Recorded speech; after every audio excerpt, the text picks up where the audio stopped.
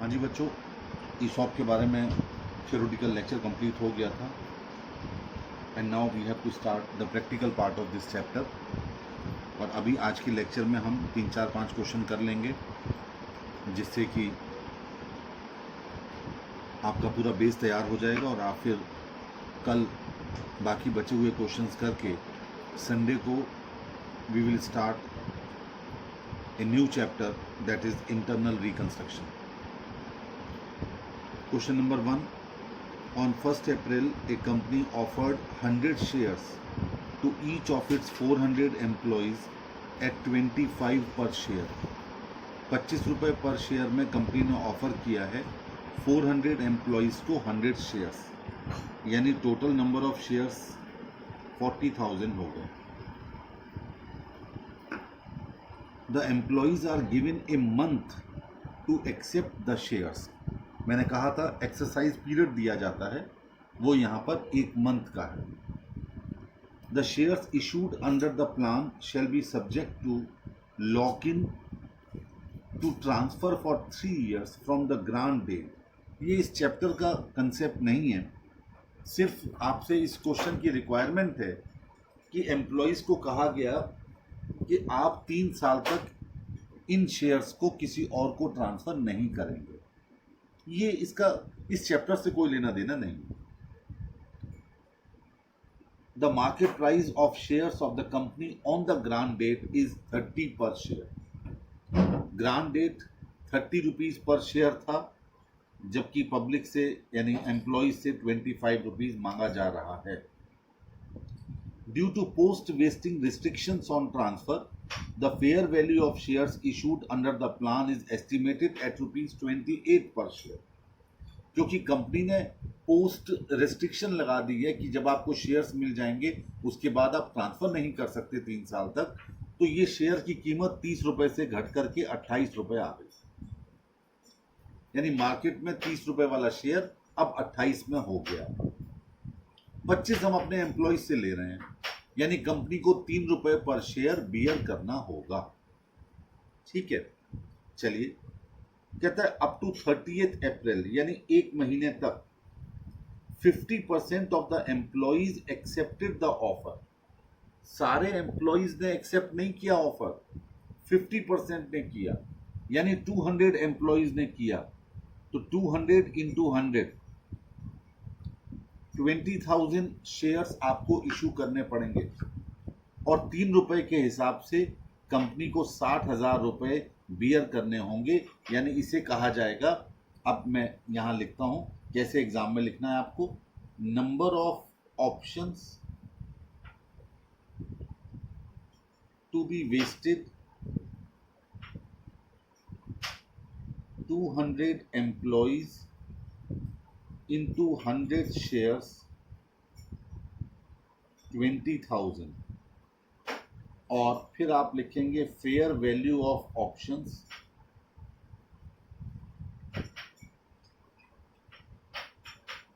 20,000 into 3 that is 60,000। अगर ये वाली बात ना कही जाती कि पोस्ट रेस्ट्रिक्शन की वजह से मार्केट वैल्यू 28 रुपीज़ पर आ गई, तो फिर आप 30 में से 25 लेस करके 5 को मल्टीप्लाई कर दे।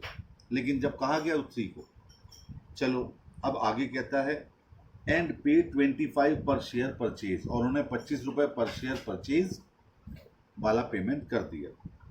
Nominal value of each share is 10। Fair value भले ही 28 है, लेकिन नॉमिनल वैल्यू कितनी है? 10। Record the issue of shares in the books of the company under the aforesaid plan. आपको खाली इशू की एंट्री पास करनी है। आपने उससे पहले कितने साल पहले क्या प्रोविजन बनाए थे, इसमें कुछ नहीं है, ना ही आपको वेस्टिंग कंडीशन दी गई है। इसमें बहुत छोटा क्वेश्चन है, यानी सिर्फ आपको इशू वाली एंट्री पास करनी है। चलो करते हैं जल्दी से। बैंक अकाउंट डेबिटेड, इन एम्प्लॉयज ने हमें कितना पैसा दिया होगा?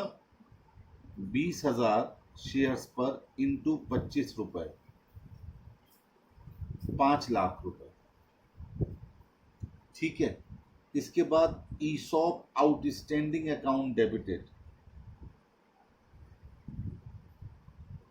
कितना 20,000 पर 3 रुपए के हिसाब से 60,000। ठीक है। To equity share capital,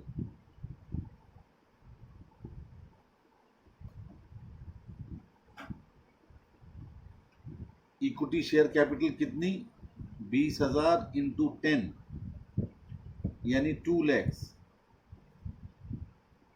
to security premium,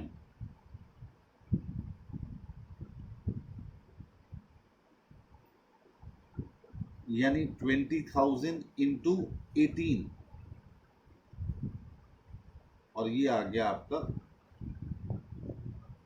3,60,000। बस आपको यही एंट्री करनी थी और क्वेश्चन कंप्लीट हो गया। इससे पहले कोई प्रोविजन बनाया होता तो फिर हम वेस्टेड ऑप्शंस लेफ्ट वाली एंट्री पास करते, ESOP outstanding account debited to general reserve, लेकिन यहां पर ऐसा कुछ था नहीं, तो बस क्वेश्चन यही कंप्लीट हो गया। चलिए सेकंड क्वेश्चन करते हैं। कहता है the company has its share capital divided into equity shares of ₹10 each on 1/10/2013 it granted, अब यहां पर भी इन्होंने ग्रांट से डायरेक्ट स्टार्ट किया है, 20,000 एम्प्लॉइज स्टॉक ऑप्शन एट ₹50 पर शेयर, यानी एम्प्लॉइज को 50 रुपीज पर शेयर पे करना है। When market price was 120 पर शेयर, यानी कंपनी को 70 रुपीज पर शेयर बियर करना है। फेयर मार्केट वैल्यू से कंपेयर किया जाता है जितना एक्सरसाइज प्राइस होता है। कहता है the options were to be exercised between 10/12/2013 and 31/3/2014, यानी लगभग 3.5 महीनों में, 3 महीने 20 दिन में, 21 दिन में ये आपको एक्सरसाइज करना है। The employees exercise their option for 16,000 shares only, सिर्फ 16,000 शेयर्स उन्होंने लिए, and the remaining options left. ध्यान दीजिए, पिछले क्वेश्चन में ये लेफ्ट वाली कोई बात नहीं कही गई थी, इस क्वेश्चन में कहा गया, इसका मतलब 4,000 ऑप्शन लेफ्ट हो गए। The company closes its books on 31st March every year. Show journal entries with narration. Exam में इसलिए मैं कहता हूं नरेशन जरूर ध्यान में रखिए, जिससे एग्जाम में कई बार लिख के आ जाता है, और ये एग्जाम का ही क्वेश्चन है नवंबर 2009 का। As would appear in the company's books up to 31/3/2014. This is actually the question. 31/3/14 तक आपको एंट्रीज पास करनी। अब देखिए पहली एंट्री, अब इसमें ईयर्स नहीं दिए गए, तो आप एक एंट्री अपनी तरफ से कर सकते हैं। चलिए मैं करवाता हूं। Employees compensation expenses account debited to ESOP outstanding,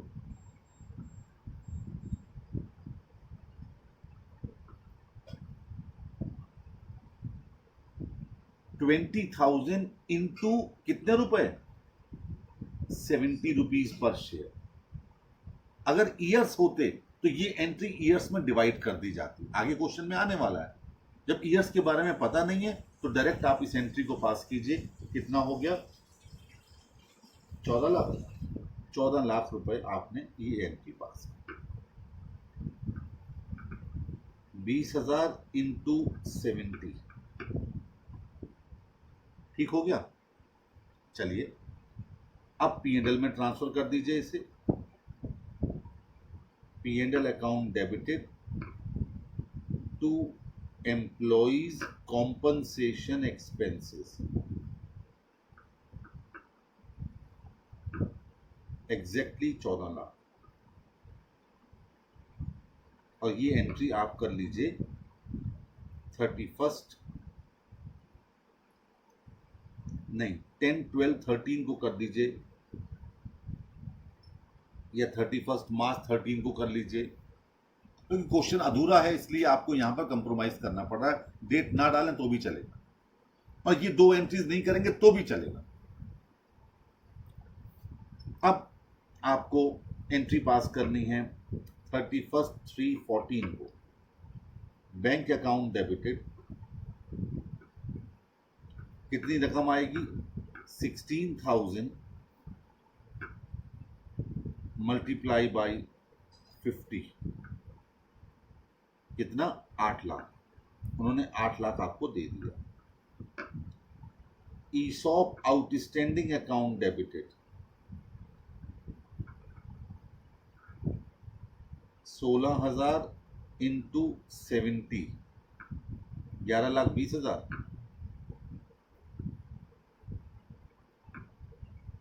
to equity share capital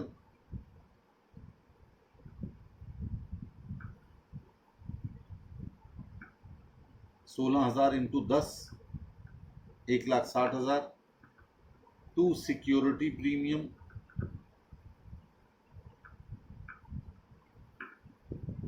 16,000 into 110, 17,60,000।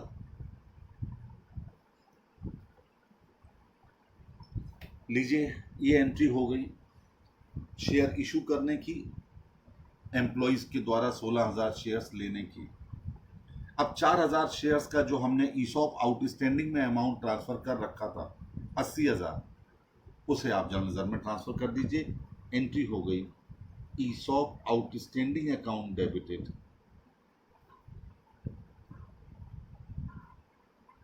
To general reserve account. ये 8,000 ऑप्शन जो वेस्टेड थे वो लैप्स हो गए, आप उसके लिए ये एंट्री पास कर रहे हैं। ये था सेकंड क्वेश्चन, एग्जाम का क्वेश्चन था। आइए थर्ड क्वेश्चन की तरफ। कहता है company has its share capital divided into shares of ₹10 each. On 1/4/2013 it granted 5,000 employees stock option at ₹50। यहां पर भी ग्रांटेड शब्द का प्रयोग पहले से ही कर लिया गया। आगे, when the market price was 140, 140 था, the options were to be exercised between 1/12/2013 to 28/2/2014. The employees exercised their option for 4,800 shares only. The remaining options lapsed. Pass the necessary journal entries for the year ended 31/3/2014. खाली आपको last वाली entry 2 पास करनी है। With regard to employee stock option अपने आप कर लीजिए, निशान लगा लीजिए। आपको करना है बिल्कुल सिंपल है, सेकंड क्वेश्चन की तरह है, बस आपको 2 ही एंट्री पास करनी है। आप कॉम्पनसेशन एक्सपेंसेस वाली एंट्री पास ना करें क्योंकि एक ही साल के लिए कहा है। क्वेश्चन नंबर 4 कहता है determine the total fair value of options expected to vest from the information given below.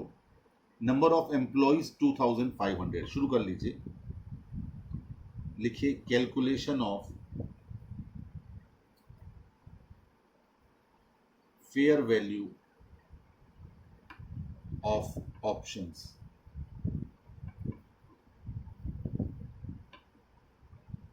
Number of employees कितने हैं सर? नंबर ऑफ एम्प्लॉइज हैं 2,500। Number of options to be granted to each employee 500। Vesting period 3 years. अब इसमें सारी वो बातें आ रही हैं जो इस चैप्टर के सब्जेक्ट मैटर है। Expected annual for features 10%। Expected annual for feature, लिखिए एक्सपेक्टेड एनुअल फॉर फीचर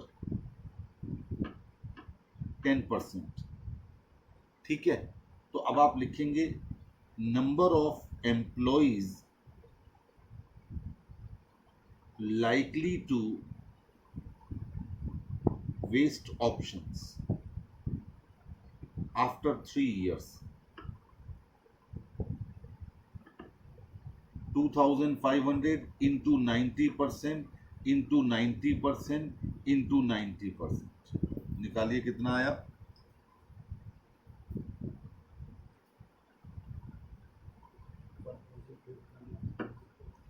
1822.5। ये नंबर ऑफ एम्प्लॉइज बचे, मैंने नंबर ऑफ एम्प्लॉइज ही लिखा था। अब number of options 1822.50 multiplied by 500। एक एम्प्लॉय को हम 500 ऑप्शन दे रहे हैं। 9,11,250। अब क्वेश्चन में कहा गया कि फेयर वैल्यू पर ऑप्शन है 5 रुपए, तो आप लिखेंगे fair value of all options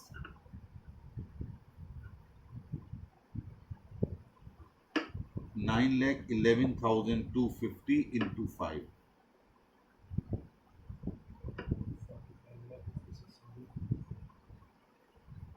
लीजिए, बस इतना ही क्वेश्चन था। आपसे इसमें खाली फेयर वैल्यू ऑफ ऑप्शंस निकालने को कहा गया था, कोई एंट्री करने को नहीं कहा गया था। आप कोई एंट्री पास नहीं करेंगे। ये था क्वेश्चन नंबर 4। चलिए 5th पर चलते हैं। ये मेरे लेटर हेड्स हैं जिसको मैं इस्तेमाल कर रहा हूं।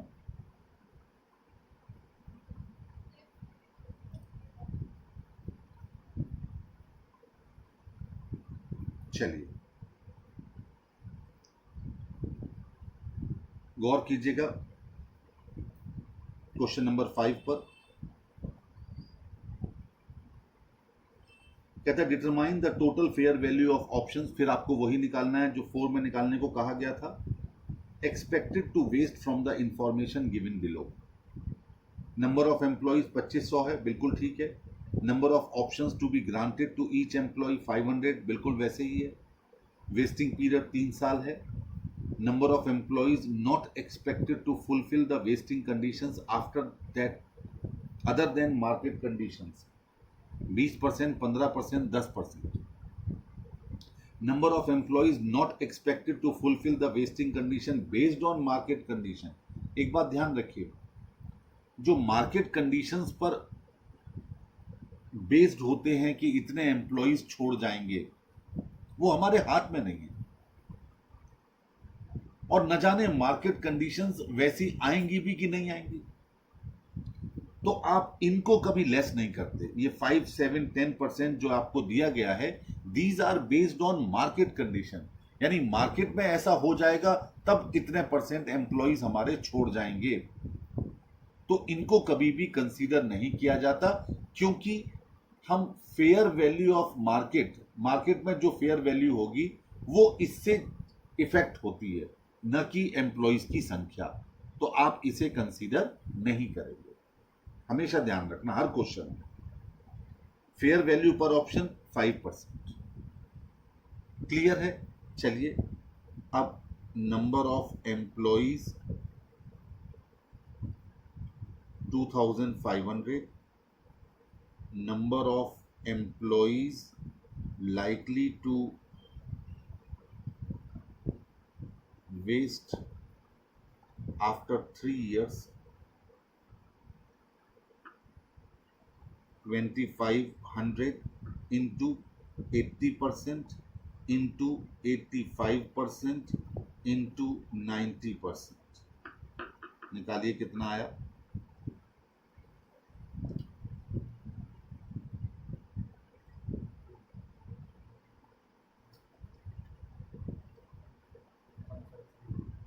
वन 1530। ये नंबर ऑफ एम्प्लॉइज आ गए जो 3 साल बाद इन ऑप्शंस को लेने के तैयार। देखो 20% पहले में छोड़ के जा रहे हैं, कंडीशन पूरी नहीं कर पा रहे, तो पहले साल में 80% एम्प्लॉइज रह गए। सेकंड में 15% छोड़ जाएंगे, यानी 85% रह जाएंगे।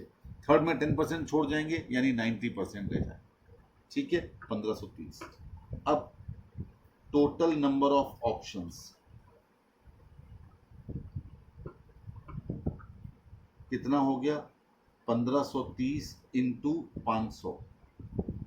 एक एम्प्लॉय को हम 500 दे रहे थे, 7,65,000। फेयर वैल्यू ऑफ ऑप्शंस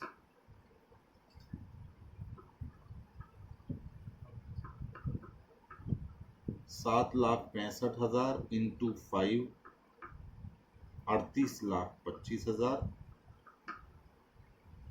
अब मान लीजिए इस क्वेश्चन में आपको एंट्रीज भी करनी पड़ती, तो आप क्या करते? अमाउंट, मैं इसी क्वेश्चन को आगे बढ़ा रहा हूं, to be provided every year,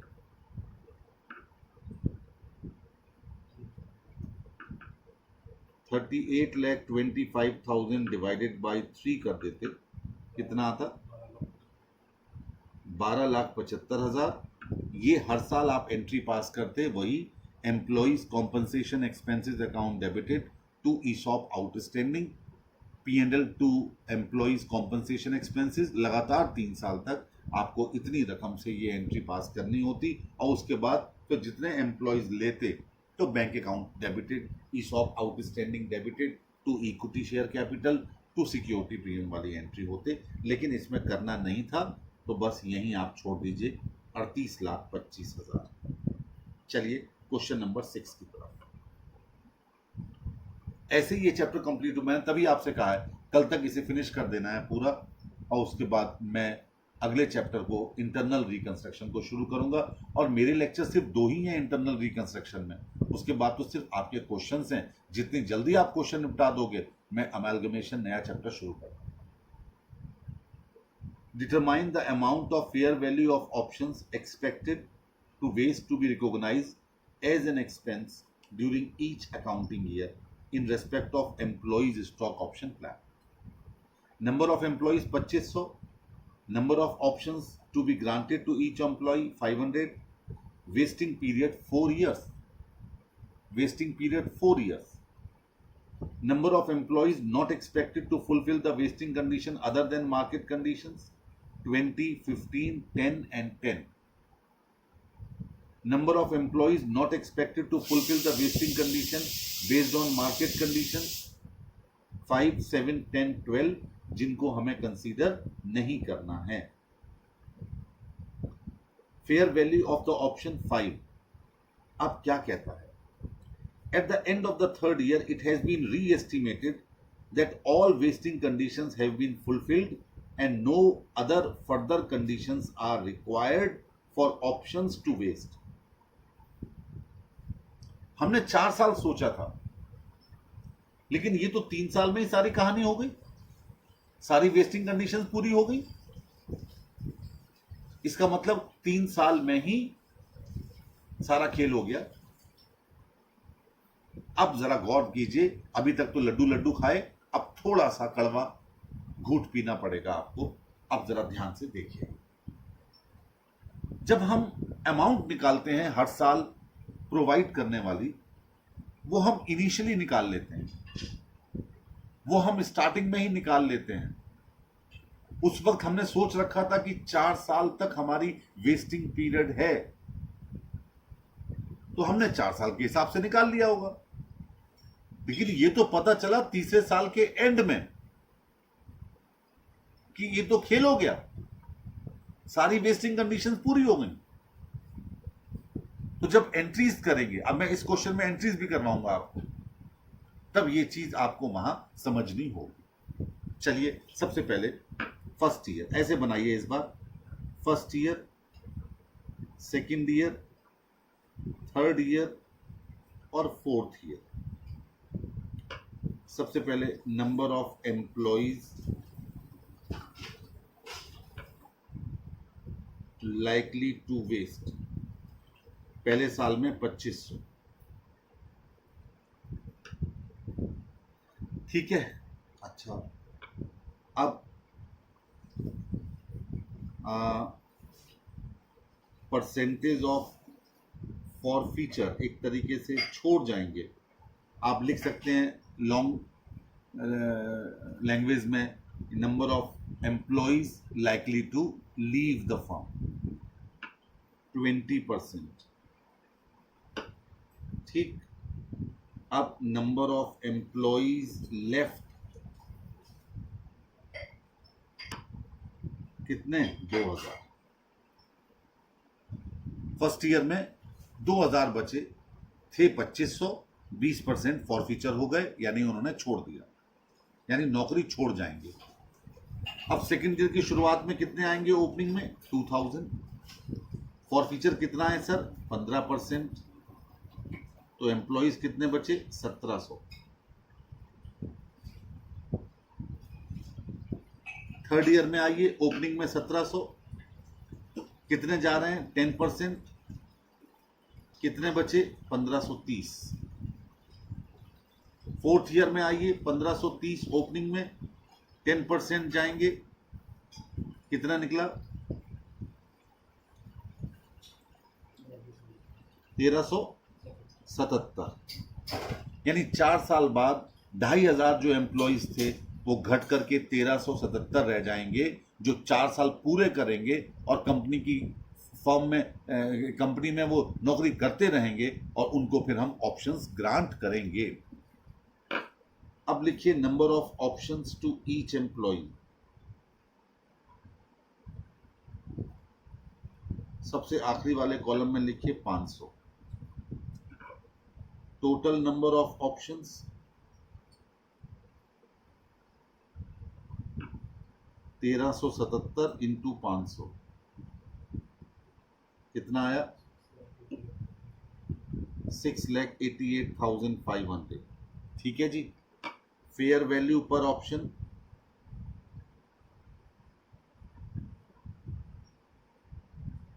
₹5। Total fair value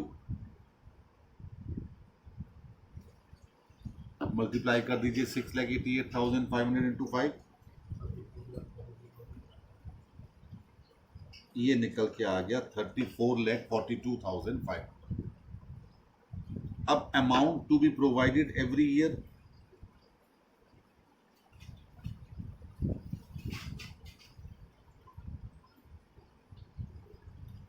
divided by 4, निकालिए कितना बचा?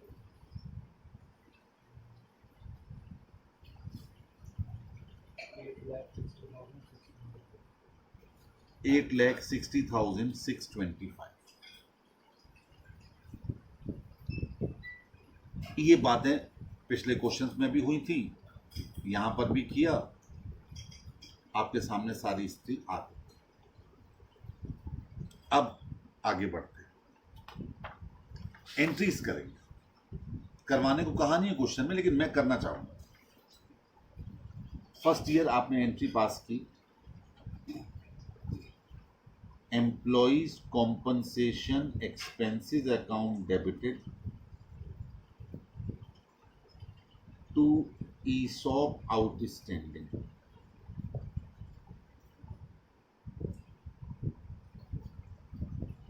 ₹8,60,625, 8,60,625। और अगली entry profit and loss account debited to employees compensation expenses account, 8,60,625, 8,60,625। ठीक है। Second year same, employees compensation expenses account debited to ESOP outstanding, same 8,60,625, 8,60,625। फिर वही entry P&L account debited to employees compensation expenses account, 8,60,625, 8,60,000।